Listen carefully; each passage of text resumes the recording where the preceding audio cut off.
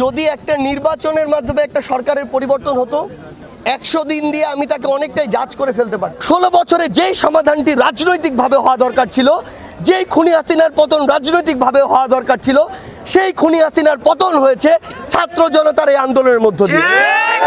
যার মানুষ পরিবারের কথা চিন্তা না করে, মা বাবার কথা চিন্তা না করে, সহধর্মিনীর কথা চিন্তা না করে, সন্তানের কথা চিন্তা না করে জীবন দিয়েছে শুধুমাত্র একটি নির্বাচনের জন্য নয়।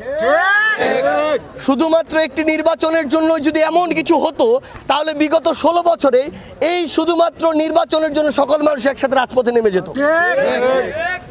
এই মানুষ একসাথে নেমেছে যখন খুনি শেখ হাসিনার করাপ্টেড প্রত্যেকটি সিস্টেম ধ্বংস হয়ে গিয়েছিল এবং মানুষ প্রত্যেকটি জায়গায় গিয়ে নিজের সাধারণ যে মৌলিক অধিকারগুলো সেই অধিকার থেকে বঞ্চিত হচ্ছিল। প্রত্যেকটি সাধারণ মানুষের যখন সাধারণ একটি সেবা পেতে দেয়ালে পিঠ থেকে যাচ্ছিল, মানুষকে টাকা দিতে হতো, সিন্ডিকেটের কাছে জিম্মি হতে হতো, তখন এই সামগ্রিক সিস্টেমগুলোর বিরুদ্ধে মানুষ ছাত্র জনতা একসাথে ঐক্যবদ্ধ হয়ে রাজপথে নেমেছিল। তাহলে এই অভ্যুত্থানের একটি ন্যূনতম ডিমান্ড হচ্ছে ওই ধ্বংস হওয়া সিস্টেমগুলোর মিনিমাম একটি সংস্কার করা। এখন বাংলাদেশের যে কোনো রাজনৈতিক দল যদি তাদের জায়গা থেকে মনে করে এই ধ্বংস হওয়া নির্বাচন ব্যবস্থা, আইন শৃঙ্খলা ব্যবস্থা, বিচার ব্যবস্থা সহ বাংলাদেশের অন্যান্য যে গুরুত্বপূর্ণ ব্যবস্থাগুলো রয়েছে এগুলো 6 মাসে সংস্কার করা সম্ভব, তাহলে আমরা আমাদের জায়গা থেকে মনে করি যে তারা অবশ্যই এখনও তাদের যে বিবেকবোধের জায়গাটুকু সেটুকুর যতটুকু বহিঃপ্রকাশ আমরা প্রত্যাশা করি ততটুকু তারা করছেন না। এটুকু তারা তাদের জায়গা থেকে করেননি বলেই 16 বছরে যেই সমাধানটি রাজনৈতিকভাবে হওয়া দরকার ছিল, যেই খুনি হাসিনার পতন রাজনৈতিকভাবে হওয়া দরকার ছিল, সেই খুনি হাসিনার পতন হয়েছে ছাত্র জনতার এই আন্দোলনের মধ্য দিয়ে। আমরা আমাদের জায়গা থেকে মনে করি আমরা এই অন্তর্বর্তীকালীন সরকারকে 3, 4, 5 বছরও ক্ষমতায় থাকার কথা বলছি না, কিন্তু কেউ যদি বলে 6 মাস, এর মতো অযৌক্তিক কোনো কথা আর হতে পারে না। আমার একটি নির্বাচন সুষ্ঠু হওয়ার জন্য শুধু কি একটি নির্বাচন কমিশন দরকার? এই নির্বাচন ব্যবস্থাকে কেন্দ্র করে আমার একটি স্বচ্ছ আইন শৃঙ্খলা রক্ষাকারী বাহিনী দরকার যে তার দায়িত্বগুলো ঠিকমতো পালন করবে। সেই জায়গায় যদি কোনো অপকর্ম হয়, কেউ যদি ক্ষমতার অপব্যবহার করে, তাদেরকে বিচারের আওতায় আনার জন্য আমার একটি বিচার ব্যবস্থা দরকার। এবং এই সামগ্রিক বিষয়গুলোর জন্য আমার দেশের মানুষ এখন দ্রব্যমূল্য নিয়ে কিংবা বাজারে গেলে ঠিকমতো কেনাকাটা করতে পারে না। সিন্ডিকেটগুলো হাত বদল হয়েছে, সিন্ডিকেটের মধ্যে নিজেদের মধ্যে দলে দলে এখন নেগোসিয়েশন হয়।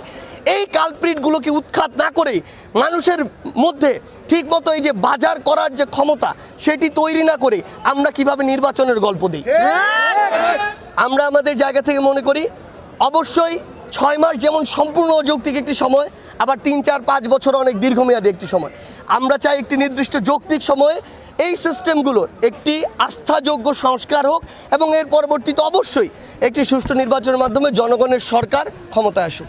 যদি একটা নির্বাচনের মাধ্যমে একটা সরকারের পরিবর্তন হতো 100 দিন দিয়ে আমি তাকে অনেকটাই জাজ করে ফেলতে পারতাম, কিন্তু যখন অভ্যুত্থানের ভিতর দিয়ে হয় এবং ফ্যাসিস্টদেরকে পতন ঘটিয়ে নতুন একটি সরকার আসে, সবচেয়ে গুরুত্বপূর্ণ যে জিনিসটি হচ্ছে শূন্য থেকে আপনার এই সিস্টেমগুলোকে ধ্বংস করে যদি -10-এ নিয়ে যাওয়া হয়, এই সরকারের প্রথম কাজটি করতে হয়েছে বা হচ্ছে -10 থেকে আগে শূন্যতে আনা।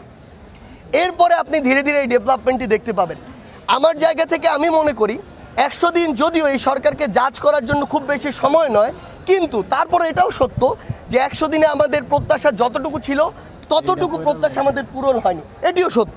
আমরা আমাদের এই মৌলানা আব্দুল হামিদ খান ভাসানী থেকে এই শিক্ষাগুলো সহ আরও অসংখ্য শিক্ষা নিতে পারি, যেই শিক্ষাগুলো আমাদের বর্তমান বাংলাদেশের ভবিষ্যৎ বাংলাদেশের রাজনীতির যে ধরন সেটি নির্ধারণ করবে এবং নেতাদের সাথে জনগণের যে পার্থক্য, যে একটি বিভেদ, সেই বিভেদের যে দেয়াল সেই দেয়ালটি ঘুচাবে।